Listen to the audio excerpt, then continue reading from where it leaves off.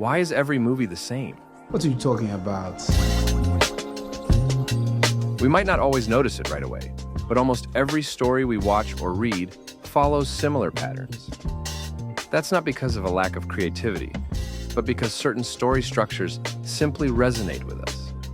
They feel complete and familiar, and that's the point. So, how is a story actually structured? Roughly speaking, a story consists of 3 acts: the initial situation, the conflict, and the resolution. This classic 3-act structure helps the audience stay engaged, giving a sense of direction and emotional payoff. On top of that, almost all stories follow one of a few timeless patterns: human versus human, human versus nature, human versus self, or human versus society.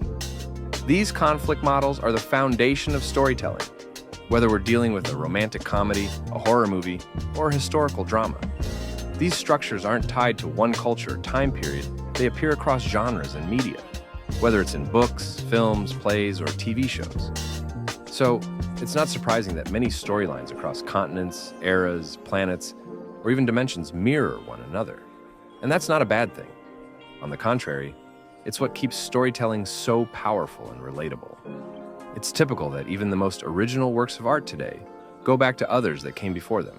Screenplays are passed around between studios so often that it's not unusual for one studio to pick up an idea, while another takes the same concept, tweaks it slightly, and tries to profit from it too. Kind of like copying homework. That's how, one way or another, many films come into being that end up feeling very similar. Not just in terms of Star Wars is basically a Western, but in the actual plot lines. James Cameron, for instance, has said that he got the idea for Avatar after watching Pocahontas. And when you compare the two, it's clear.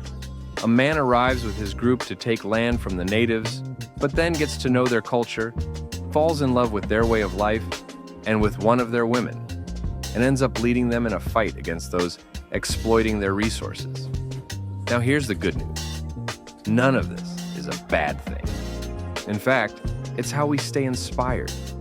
A project that starts with inspiration can still turn into something unique and meaningful. And sometimes, paying tribute to an earlier work is part of the creative process. That kind of homage can be a beautiful way to express respect and admiration.